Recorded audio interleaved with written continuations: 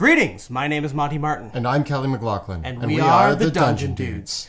Today, we want to talk about some of the latest and most important news in the tabletop role-playing game world. This news revolves around the OGL. So today we want to answer some of the questions that we've seen floating around on the internet and answer what is the OGL, what changes are being made, and how does this affect us?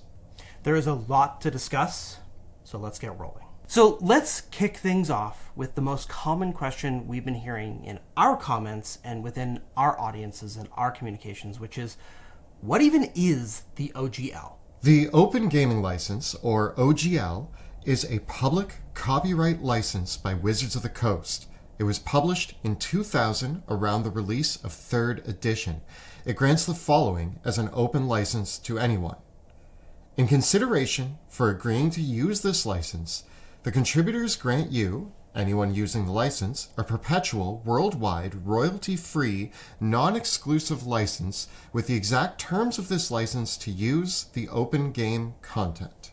The OGL is a short document. It can fit on one page of fine text. It's about 900 words long.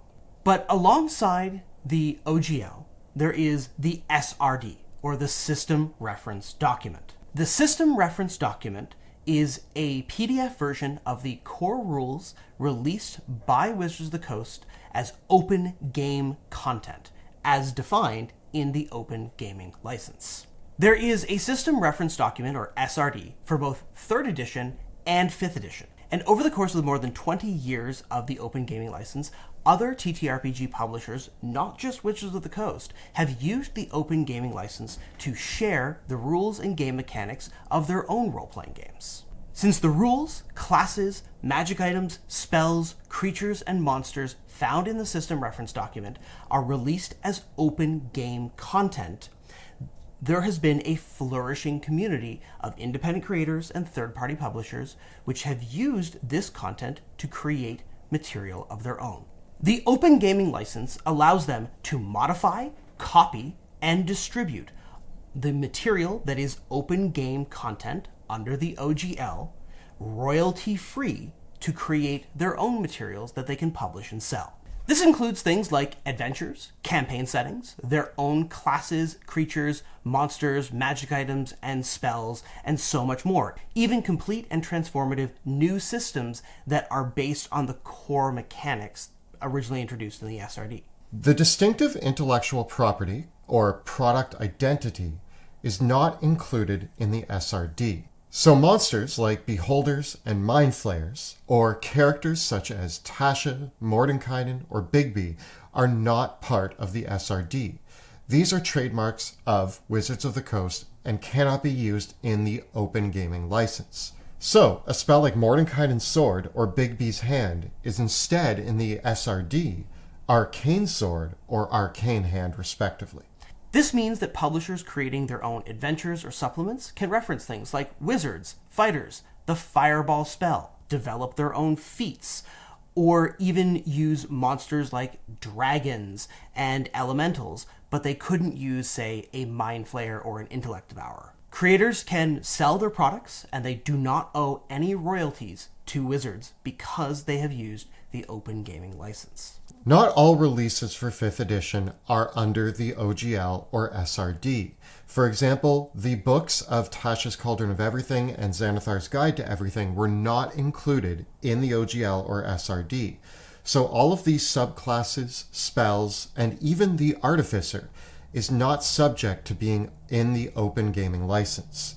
Therefore, third-party creators cannot use or reference that content. One of the most important clauses of the OGL version 1.0a, which we often call the original OGL, is a clause that is designed to keep the promise that Wizards of the Coast made in 2000 to creators that the rules would remain open to them to use in perpetuity. Section 9.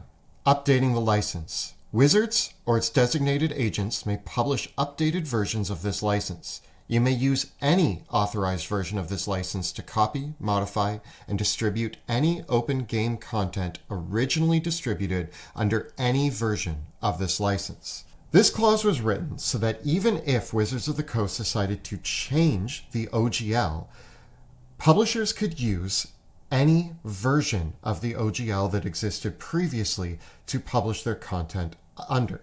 Wizards of the Coast even confirmed as much in an FAQ article that was released April 29th in 2001. We'll have links to that FAQ article in the description of this video. But here is part of that Q&A. Can't Wizards of the Coast change the license in a way I wouldn't like? Yes, it could. However, the license already defines what will happen to content that has been previously distributed using an earlier version in Section 9. As a result, even if Wizards made a change you disagreed with, you could continue to use an earlier acceptable version at your option. In other words, there's no reason for Wizards to ever make a change that the community of people using the Open Gaming license would object to, because the community would just ignore the change anyway. Wizards of the Coast, April 29th, 2001. This statement, along with others, established a foundational precedent amongst the tabletop role-playing game community, which third-party publishers and independent creators have relied on and built their businesses upon for over 2 decades. In 2008, when Wizards of the Coast released 4th edition, they did not release that rule set under the OGL, and instead created the Game System License, or GSL, which was a new document that was dedicated to the rules of 4th edition and did not apply to the SRD or OGL. This document was largely shunned by the community and especially third-party publishers, who instead continued to create under the original SRD and OGL, which led way to even some great advancements in creating their own game systems, the way that Paizo did with Pathfinder. Third-party creators either tried creating their own games and their own game system licenses, or continued working under the 3rd edition SRD and the old OGL, not supporting 4th edition because the GSL that came with it had very restrictive terms and a pretty harsh termination policy. But that all turned around because when Wizards of the Coast published 5th edition, they eventually decided to release a 5th edition SRD under the original Open Gaming License version 1.0a, the same Open Gaming License that they had used prior in 3rd edition. And so in the wake of that, countless third-party publishers have built their businesses and continued to flourish in the Open Gaming License territory, allowing them to create new worlds and adventures and campaign settings. But what has happened recently? So that brings us to the present. And what has happened recently? Well, there have been a lot of rumors about the future of the Open Gaming License for several months now. On December 21st, a statement was published on D&D Beyond that explained that there would be changes coming to the OGL in the form of an OGL 1.1. This would be introduced in 2023, and it would outline some new stipulations that would be added to an updated version of the OGL. Most notably amongst this is a reversal of the royalty-free element of the license for creators making a significant amount of money. At the time of this recording, this has been the only official statement regarding the OGL 1.1, or the new OGL, that has been released by Wizards of the Coast or Hasbro. The article did not include any direct excerpts from the OGL 1.1, and it did not give the specifics of the terms of these clauses, and it only gave a general sense of what we might see in this new OGL. Last week, however, several reliable and trustworthy media sources reported that they had obtained a leaked copy of the full and complete OGL 1.1, which is now a 20-page document of over 9,000 words. Most prominent amongst them were Linda Codega of Gizmodo, who wrote a full article, which we will have linked in the video description below, outlining some of the new terms, including quotes from the actual text itself. We also want to shout out fellow YouTubers Roll for Combat and Rules Lawyer, who were some of the first to break this story on YouTube. While many of our other fellow YouTubers have reported on this, we'll include links to their videos in the description below. OGL 1.1 introduces stringent conditions, which in our opinion would overly restrict and unfairly exploit creators both large and small if it is implemented as written. It includes aggressive termination policies, strict revenue reporting requirements, and the demand that creators using the license must grant Wizards an unlimited and irrevocable license to use their work in any way. Furthermore, Wizards reserves the right to revise or terminate the agreement at any time for any reason, with only a 30-day notice to creators of any changes or the complete termination of the OGL.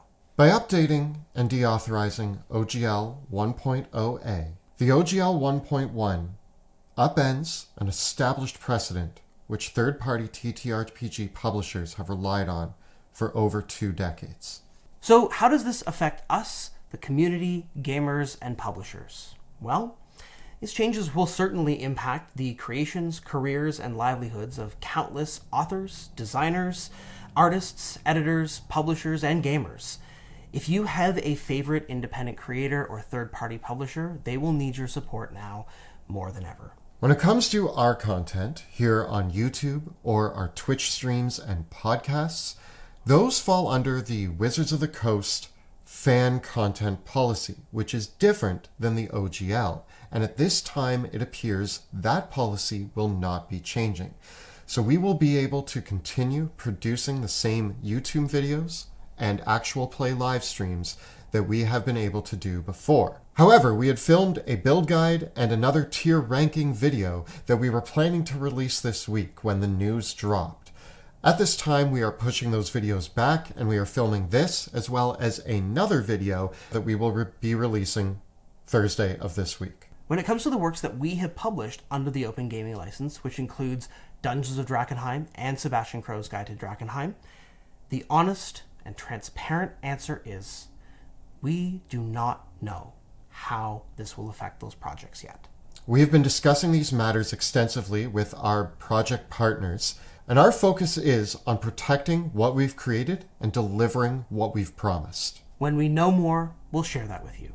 But at this time, there has still been no official statement in response to this news from Hasbro or Wizards of the Coast.